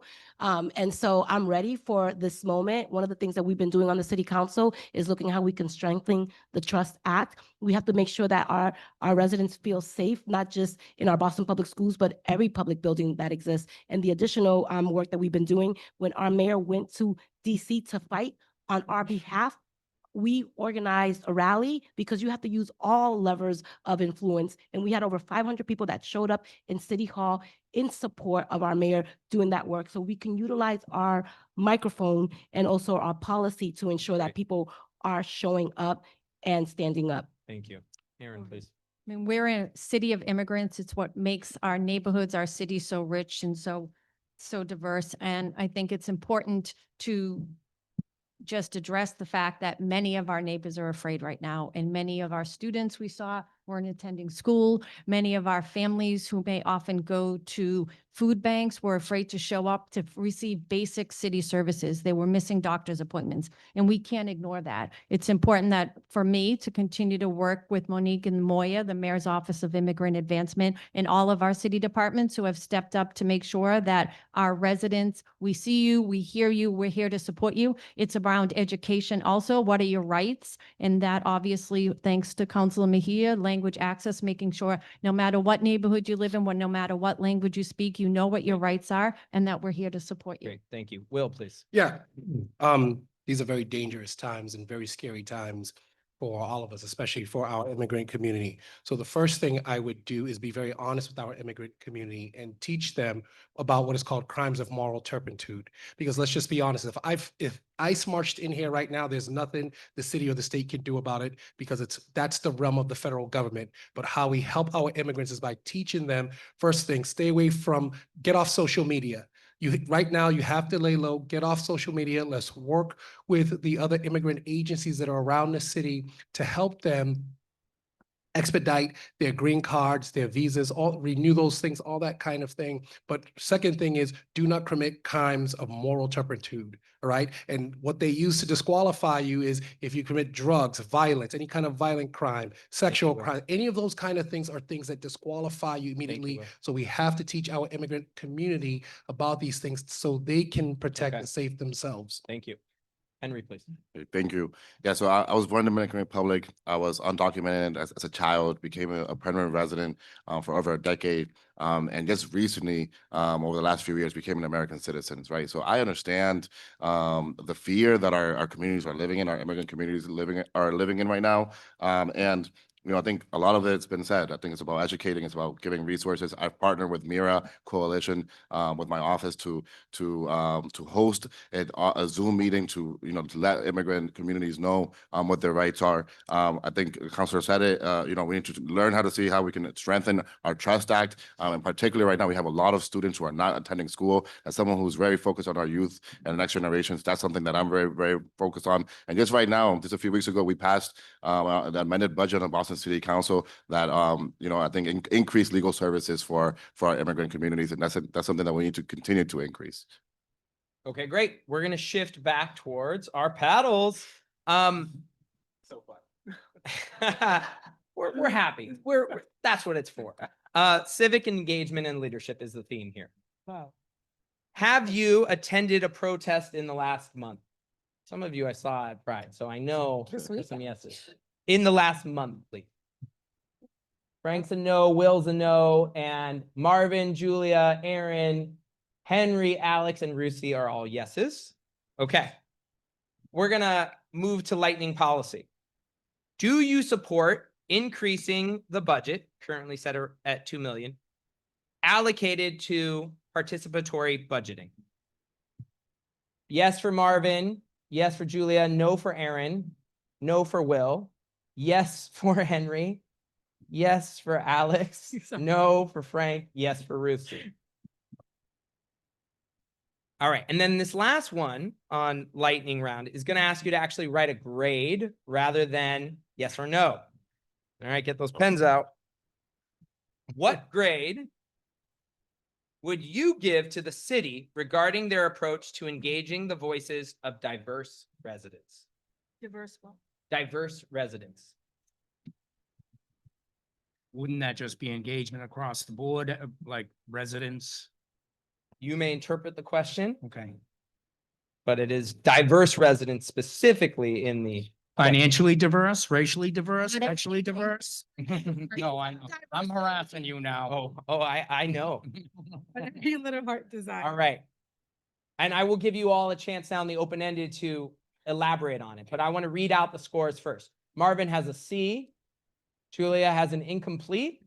Erin has a C minus. Will has a C minus.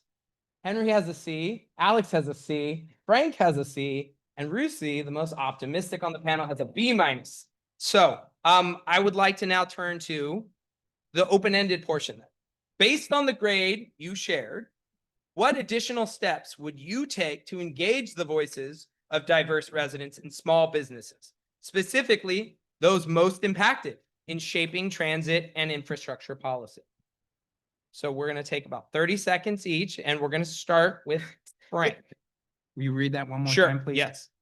Based on the grade you shared just now, what additional steps would you take to engage the voices of diverse residents and small businesses, especially those most impacted, in shaping transit and infrastructure policy? It's about listening to people. Diverse communities, I go to White Stadium, I go to Blue Hill Ave, the transportation plan there where both communities don't feel like, and those are diverse communities when I look at it, Black communities.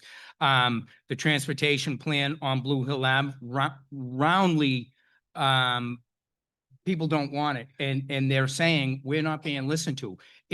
You don't have meetings to just check a box. You need to respond to the people that pay your salary. We don't work for, we work for the constituency, the city of Boston, the people in the city of Boston. So I don't think people's voices are being listened to. It's more than just a meeting and checking a box. Okay, great. Ruthzee, please. Our systems advantage people, like work to the benefit of people who have the time and the resources to allocate to attend meetings. And too often, people who are working class residents, the ones who are taking the bus, the ones who are hustling to 3 different jobs, aren't represented, right? Regardless of their viewpoint, they aren't being represented. And so how do we make sure, and I've given this feedback constantly to the city, we should be video recording people who can't come to these meetings and having their voices as part, right? If we say we care about renters, oftentimes when you're going to these meetings, it's a bunch of people who are homeowners, and I am a homeowner, and I want to make sure that we are not prioritizing just people who pay property taxes. We need to make sure that diverse voices are included, and we need to get creative about how we do that. Thank you. Marvin, please. Yeah, I definitely agree with that. When I used to work for the Jamaica Plain Neighborhood Council and I was a co-chair for the Housing Development Subcommittee, one of the things we realized is that, okay, we have middle-aged white people, and then there's Marvin, who's also a homeowner, right? We need to do better. We had no renters. We didn't have anyone else that we could be able to get those diverse backgrounds of what they truly needed. So I think there's 2 things that's involved with this, right? There is this perception that City Hall is not listening, right? That they're not listening. They're saying, hey, this is what we want and this is what's going to happen. We need to go ahead and change that. The other thing too is, just like how everyone was saying, is that we need to make sure that everyone's voice is part of the conversation. If we don't have that, then we're going to continue on with the same thing that we're seeing today. Great. Julia, please. So I ran with this notion that we can change the way that we do business in City Hall, because so many of us still feel like we're not being heard. And so this is where, for me, I feel like my superpowers come through, because as a community organizer, we've been really intentional about creating space for those folks who have been left out of every conversation to not just show up, but to create the type of infrastructure so that they can be heard, and not just heard for the sakes of being like a checkbox, but now they get to see their policy and their ideas already. That's not too fast. like the whole co-governance model. It's not just Yep. a philosophy, it is a way of being. And I think that Okay. one of the things that we've been doing on the council is organizing and Thank working you, Julia. alongside our district counselors to do just that. Thank you. So Erin, thank you. today at City Hall, just today, I had a great conversation with Chris Osgood in the hallway, and I was talking about how there's so much pushback and how are we going to get over this? And I think it's the not just checking the boxes. Many times they come to us and they say, well, we had 20 meetings, but then the residents are telling us, but 15 of them were on Zoom. They were in webinar form. There was no chance for back and forth conversation. We got cut off. So it has to be meaningful engagement in all different types of levels. I ran to be a voice for residents across the city. And I often say, if I'm not being answered, if my phone calls aren't being answered, if I'm not being respected, and I am in a position of being an at-large city councilor who represents the whole city, then how do other residents feel? Often why I file 311s for other Thank you. people to see if they get answered by Thank me. you, Erin. Will, please. In the interest of time, I echo the comments of everyone else here because I was gonna pretty much say the same thing. The only caveat that I'll add to that is that we really just have to start listening to the residents in the city of Boston. All the problems that we have talked about so far, all the issues that have come up are all evidence that we're not listening, from transportation to the rising cost of housing to our school issues. You know, these are all examples of things that are happening right now, evidences of things that are happening that's really affecting us because we're not listening to each other, and we need to do a better job listening and coming up with creative solutions to address these issues. Thank you, Will. Yeah, so my family and I grew up in public housing, again, from the Dominican Republic. And, you know, there's language barriers. There's so many barriers. My dad had multiple jobs. My mom was working and taking care of 4 children. There's so many barriers that people have with interacting with city hall and city government. And we need to just do a lot better and be more proactive in making sure that we're including all those people. I think we do a pretty poor job of doing that even on the city council level, of just when we're even scheduling hearings. I filed a hearing order to look at that, how we can invest more in making sure that we have that community access. People have access to our hearings and to be able to participate in different ways. I think it's crucial. These are our most vulnerable residents that we're talking about across the city of Boston. And that's why I ran to represent them. And I want to make sure to All right. continue doing so. Thank you, Henry. Alex, please. Okay, thank you. I won't repeat what's already been said, but what I'll just say is this has been my job for the last 10 years and all the different positions that I have held in City Hall. And it's to convene people, to listen to them, but to assure that every single voice is heard. From assuring that we're having language access to assuring that we're inviting every single person, we need to do a better job at engaging in non-traditional ways, meeting people where they are and getting City Hall to where the people actually are to assure that we're truly being effective, that when we say that we're listening, we're actually doing it. Thank you. Okay, we've made it through the thematic rounds. We're going to now talk a little bit about on the record for incumbents and for former office holders. And then we're going to give the newcomers a chance to answer a question as well. So we're going to move in alphabetical order, starting with Frank. And I'm going to pose the same question to each of the current counselors, including Frank as a former counselor. And this is going to be 30 seconds. 30 seconds. I'm gonna help you with that 30 seconds, okay? Oh, okay. All right. Thank you. Thank you, You Julia. I can't see. What is the vote you are most proud of Mm. and one vote you regret? You're making me use my memory now. See that? The most proud of,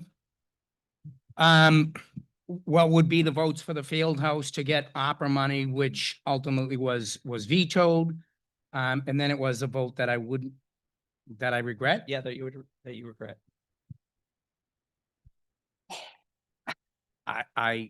I'm probably pretty straightforward. I can't really think of one, to be honest with you. I'll probably get it tonight when I fall asleep. I'll call you.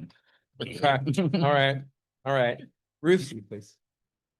So we recently voted on an amended budget that had a lot of investments, like Councilor Santana mentioned, that had a lot of investments in housing and supporting legal support for our immigrant community, for our LGBTQ plus community, and I'm very proud of that. I'm very proud of our vote on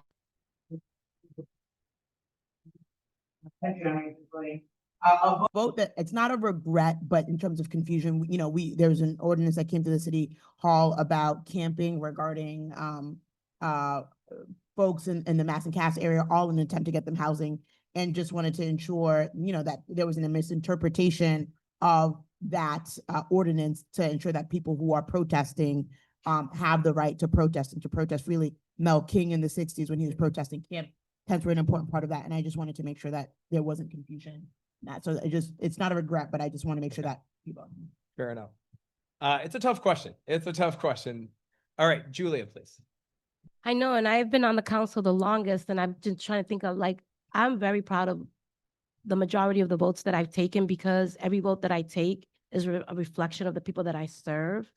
And so I would have to say that the one that I'm most proud of would have to be my first ordinance, which was around the language access ordinance.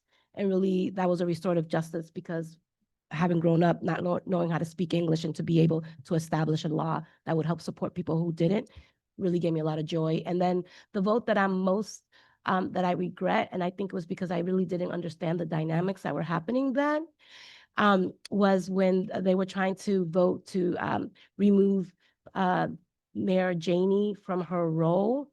And it felt like a mean girl moment. And I didn't even know why that vote was even up in the chamber. And I voted present because I didn't want to utilize my voice in a way that was political. But I wish I would have understood the dynamics that were happening. But I would have voted against it if I better understood it. Thank you. Erin.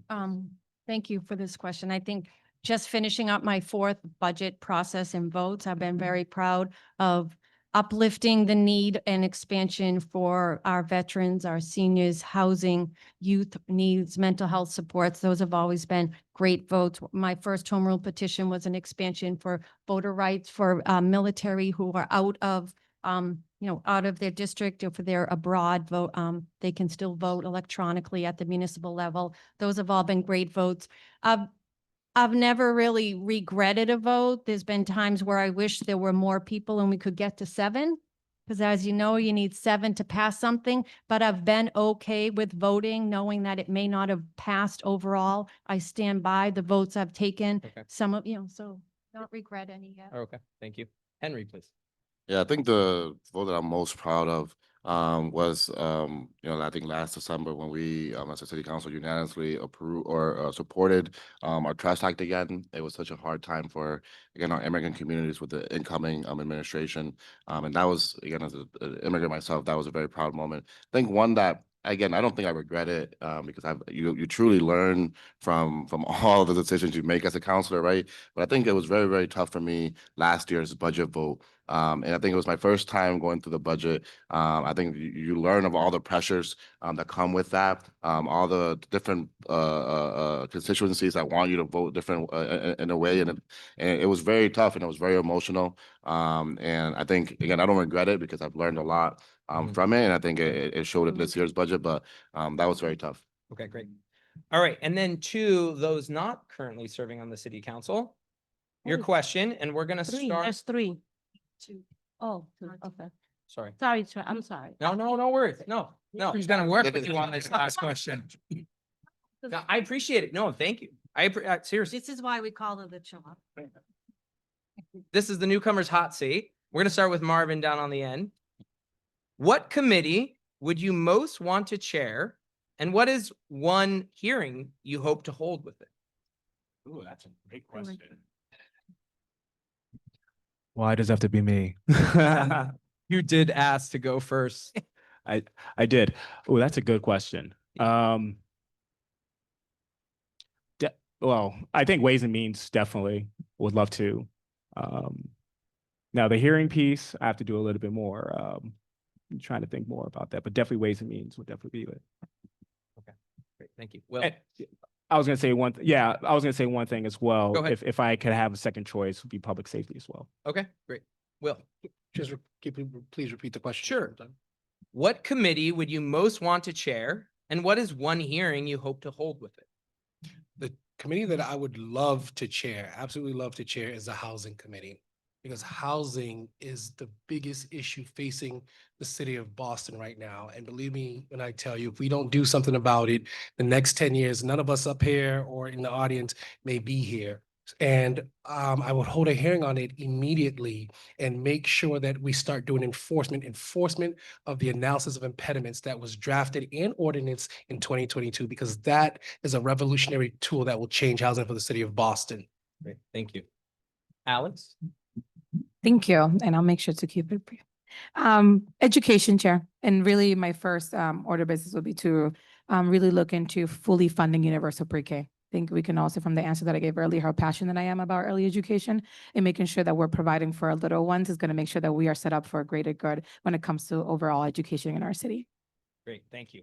Okay, before we move on to closing statements, we're gonna do one word association. So I will give you a word or phrase. You write one word. Julia is excited about this. English is my second language.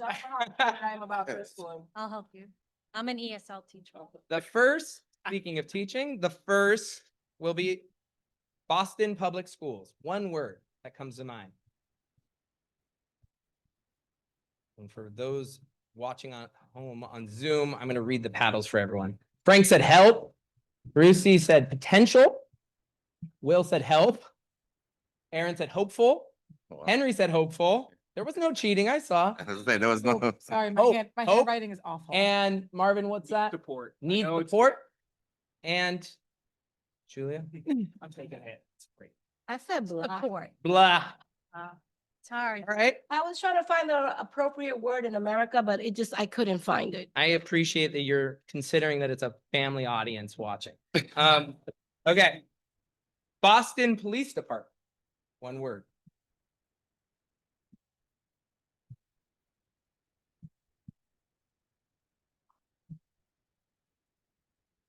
Erin has community. Will has a heart.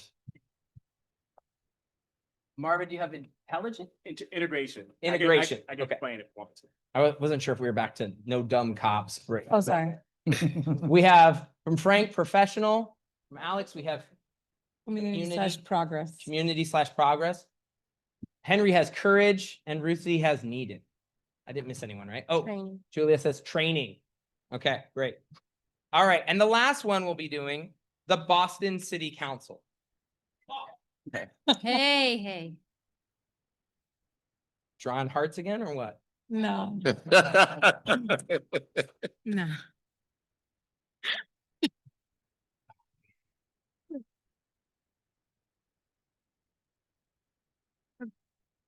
Complicated from Erin. Progress from Ruthzee. Will, I can't read it. Jesus help. Okay. Frank, in progress. Help again from Alex. Conflicted from Julia. Improvement. Improvement. And Henry, Progressing. Nice. progressive. Progressing. Progressing. Okay, great. All right. We have now reached the closing statements portion of the evening. In 30 seconds, folks, I'm sorry. There's 8 of you up here. We are so grateful that 8 of you want to serve the city. However, that means time is short. We're already over. I would love In- to get to bedtime. In 30 seconds, Right. and we're going to start with Ruthzee, and we're going to move down to Marvin afterwards. In 30 seconds, if you're elected, what's the headline you want to see in year 1 about your accomplishment? I'll read it again. Yeah. And this is complicated when you are already an incumbent. If you're elected in this next term, what's the headline you want to see in year 1 about your accomplishment? Steady leader reelected to continue working on behalf of the people. Yeah, go ahead. You Okay, can say a thank little you. bit more. Love that. I'm in my 4th year on this, in this position. It is a dream job for me to represent every neighborhood that has been a part of my story and has been a part of my life. And I'd be honored to earn your vote to continue doing. I do it with my full self, full heart, 2 parades a weekend. And so I think that it is important that young people growing up see that this is Boston, this is progress, and that we're a city where everyone feels like, you know, they can have a job, they can get a great education, live in a neighborhood, live close to a park, and have government that reflects them and cares deeply about them. Marvin, please. City council brings fresh voice, leadership, accountability, and transparency. I think looking at my background, again, serving in United States Marine Corps, also being a small business owner and doing a lot of work within the community level, right? I'm a owner of Ula Cafe, which brings a lot of community together. I'm also the executive director of the Tucson Louijeune Culture Center. And at the state level, I used to work for the state of Massachusetts, supporting our veterans throughout the whole Commonwealth. I have a lot of experience when it comes to transparency and accountability and leadership. And that's something I think that we need in City Hall. And that's something I think I could definitely bring. Great, thank you. Julia, please. Yes, so the headlines would be independent, bold voice brings people together across their differences, because Lord knows that is the type of climate that we are in. And I think what I'm really proud of is the work that I've been able to do on the Boston City Council. I say that we all have a superpower. And one of the things that I bring to the table is really bringing people together. I've passed 17 pieces of legislation. I'm the most seasoned at-large city councilor when it comes to really diving into the issues that most people want to ignore. I lean into them and I create space for discomfort in ways that people who have never been heard are able to see themselves reflected in the conversation. I asked for one of your votes, and thank you so much for hosting us tonight. Erin, please. Thank you. So the headline would say Murphy in her third term hasn't slowed down, continues to show up for the residents across every neighborhood in the city of Boston, brings common sense every day, willing to have hard conversations, willing to. I'm sorry. Okay. And when people cut me off and don't respect me, I'm still okay with it. I'm going to keep showing up for everyone every day, because that's why we get elected. And it's also important as I, enter my third reelection, that people know that, we have to ask for your vote. We have to also earn your vote. So I hope you look back on these past 4 years when you go to the ballots in the fall and see that I've been there for the residents. I'll continue to show up, and I'll continue to have hard conversations and come to some common ground to make sure that the city continues to move forward. Great, thank you. Will, please. I would like the headline to read, Councilor at Large, Will Onuoha is the second coming of the urban mechanic. I would like it to read that, because that's exactly what Mayor Tom Menino was, and did a fabulous job building our city to where it is and bringing it to where it is today, along with all the other mayors. But I am also asking for your vote, because I hope tonight I have been able to convince you that I'm more than competent to do this job, and more importantly, that I care deeply about the city of Boston, and I want to restore professionalism to the Boston City Council and move us forward, because God knows that we need to really move forward. Our city is in a time of crisis, and we need to do something about it. This is not a time to fight each other. It's a time to come together and band together and move forward. Thank you. Henry, please. Yeah, mine would read, City Councilor Erin Santana continues to take care of future generations. Again, my number one priority will continue to be our youth and our future generations. And that's what I'm all about. That's what I campaigned on. That's what my first term has been about. I've created a youth council called Santana's Youth Forces. It's representative of the whole city. They keep me young, but they also keep me informed and making sure that I'm representing our youth and future generations here on the Boston City Council. I also, because I hope to earn one of your 4 votes and to continue to serve you as a city councilor. Thank you. Alex, please. Experienced and passionate leader brings hope back to the city council. I hope tonight you got a chance to get to know me a little bit more, but understand my policies and where I stem from. I'm a mom and I'm an immigrant, and I love this city. And I would love to continue to do that at another capacity. I've been serving the city for over 10 years, advocating and building and solving solutions for all of our residents across the city. And I hope I can earn your vote in the next election. Great, thank you. And Frank, bring us home. Frank Baker brings common sense, experience with an independent, balanced voice. Great. I love that you all gave us headlines. So thank you very much. and thank you to the audience. Thank you to the candidates. That was fabulous. Marvin Mathelier, Julia Mejia, Erin Murphy, Will Onuoha, Henry Santana, Alex Valdez, Frank Baker, Ruthzee, Louijeune. Thank you very much. I'm going to turn it over to Jonathan. Thank you all. Sure. Okay. Hello, let me turn this up. Okay. Hello, everyone. My name is Jonathan Cohn. It's going to work, but I like this. My name is Jonathan Cohn. I'm the secretary with the Boston Ward 4 Democratic Committee. Appreciate that applause. I want to thank everybody here for joining us, those of us who are here in person. at Suffolk University's Modern Theater. So first of all, if you're in the audience, give yourself a round of applause. Okay. Let's give a round of applause for our candidates. You're all. Let's give a round of applause to our wonderful hosts at Suffolk University Modern Theater, who have been a delight to work with. We can give a round of applause for those watching via Zoom at home or watching later. Let's do a round of applause to our wonderful moderator, Travis Johnston. We have, we do have a gift for you if you want to come up and take it now. Just as a few kind of general reminders, so that it's on your calendar. Remember that the preliminary election is going to be Tuesday, September 9th, and the general election this year is Tuesday, November 4th. We need everybody to show up in our local elections. Too often, we don't have not nearly enough voters can often vote in municipal elections. So we depend on all of you here and all of you at home to make sure that everybody knows these election dates and gets out to vote at their local polling location. I also want to thank all of the host ward committees this evening.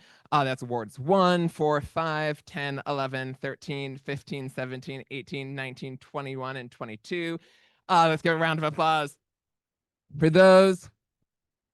If you aren't already engaged locally, I recommend that you find out which ward you live in by going to wheredoivote.ma.com and reach out to those, because there's a lot of great work that can happen, whether it's hosting candidate forums like this one, bringing in candidates and incumbents like those on stage to speak so that you can ask questions, learning more about issues, or doing that work of building up civic engagement year-round on the local level.